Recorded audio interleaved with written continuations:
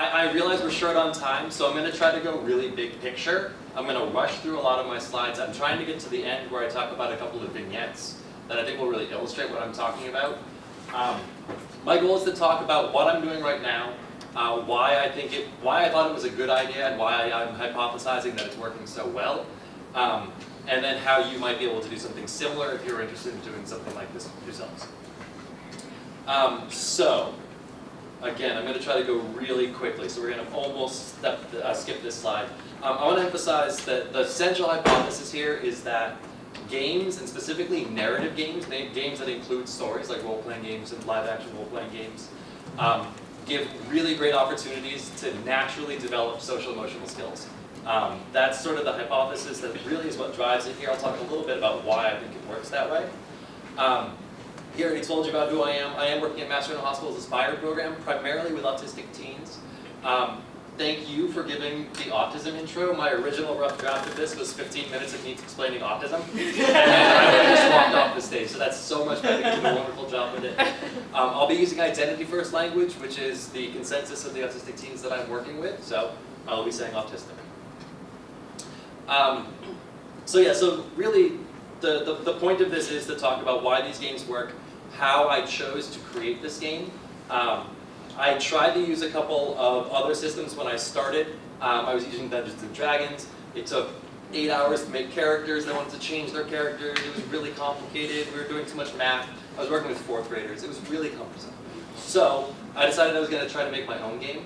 A couple things that make Guild Chronicles, I think, a good game to use. I'm not trying to sell it, but I think some great ways that you could design games to do the same thing. It's really simple to start, but it has a lot of options and a lot of flexibility. So it's easy to start, but the guys that get really obsessed with rules and really want to look at it, they keep finding more from it. And I think that's really important in a game like this. Especially with this is sort of also the kind of Asperger's profile that I work with. So these guys are really smart. They get really interested in data. So if they can't keep power gaming it, keep coming up with new ideas, they're getting bored with it. I also have a parallel set of rules that's really, really simple. It's almost free of math. It's very easy to use. Everything exists on a single piece of paper, and the font size is like 18 or bigger. Instead of like having hit points where you have to do math, you just cross out boxes and erase them when you get healed. Those two systems, though, can play together. So if I've got one guy that really doesn't have a lot of academic skills, he can be playing just as powerful of a character, just as interesting as a character, as the guy that's read the 50-page rulebook 20 times and is trying really hard to power game. All right. It's being used right now in schools and, well, it's being used in one school right now. I had a couple schools that were using it. It's really difficult to get these things off the ground, because if you're not a gamer, it's really hard to facilitate a game that really is a complex role-playing game at its heart. I am doing work at Master General Hospital's Aspire program. I've worked with about 100 teens. I'm doing some ongoing action research that's really informal, and I really want to do more research and look at some evidence, try to gather some good data. So really, why do I think this works?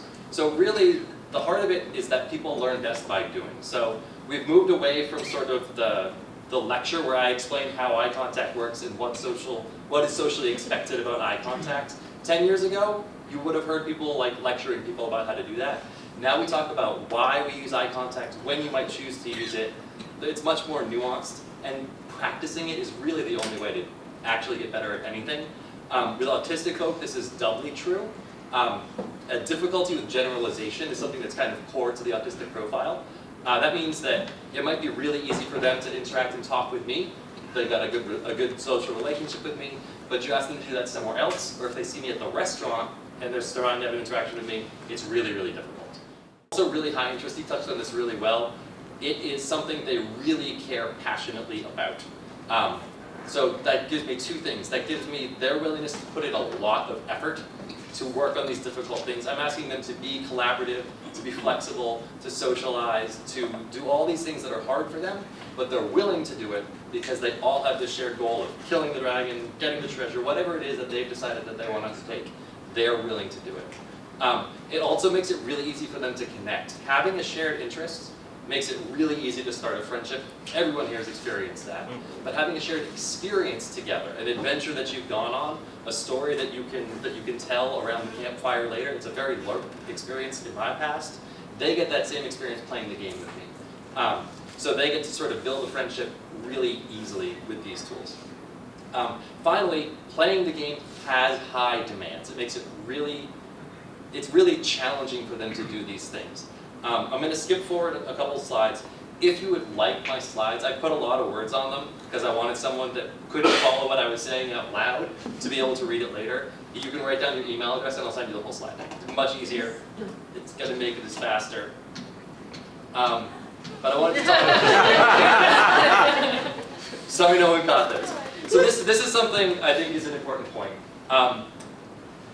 The other part that's present is I'm the facilitator. I'm a part of this group. So I'm acting as the storyteller. That's what I call it in Guild Chronicles. It's the dungeon master, whatever it is, the game master. I'm acting as the storyteller. So I'm providing this narrative, but I'm also providing, I'm a coach. I'm a referee sometimes when chaos is breaking out in the group. I'm doing all of these things to support social interactions being successful. So if you've got supported interactions, you're going to have more successful interactions. That's going to make you feel good about what you're doing, right? So then you're going to feel successful, you're going to feel confident, and you're going to think, oh, I could try that again, or oh, this is kind of fun, maybe I want to do that more. You build up your social motivation, which is then going to give you more opportunities to have success, to have more interactions. So this is a really good positive feedback loop. I didn't put the negative one in here.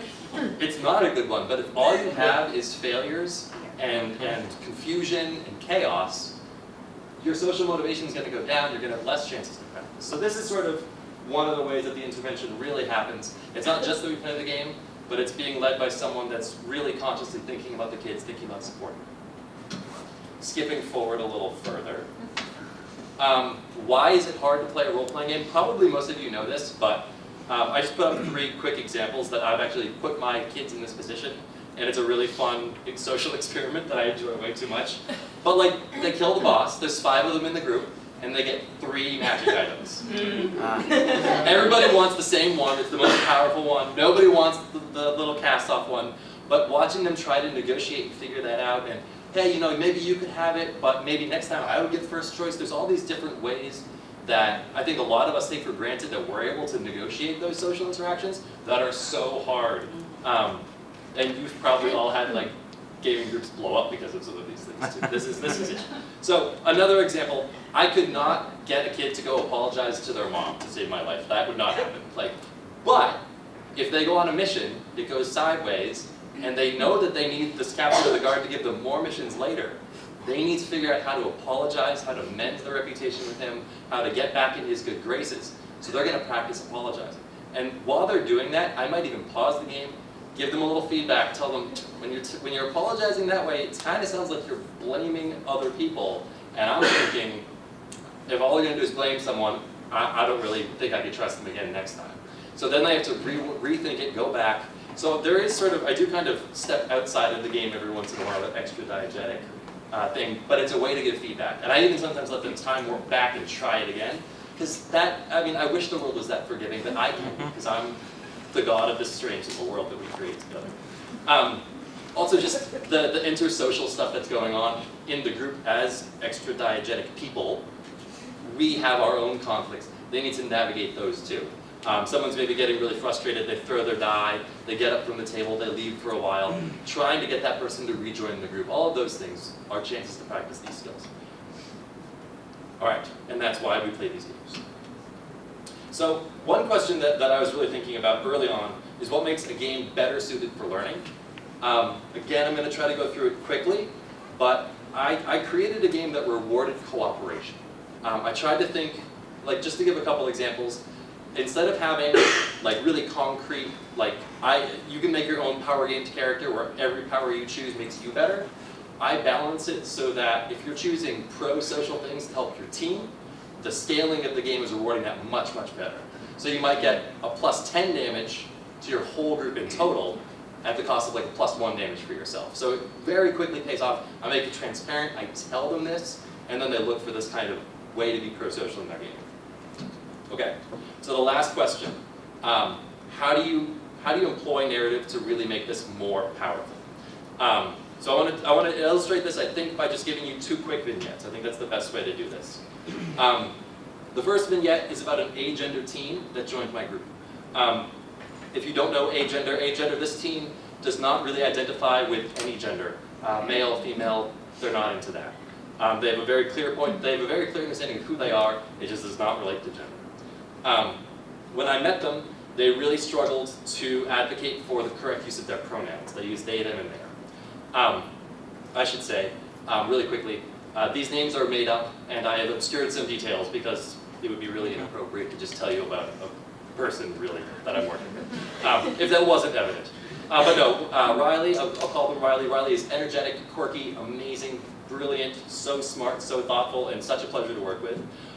When I met them, it was at an intake session, so this is the first time I meet a person that I might work with.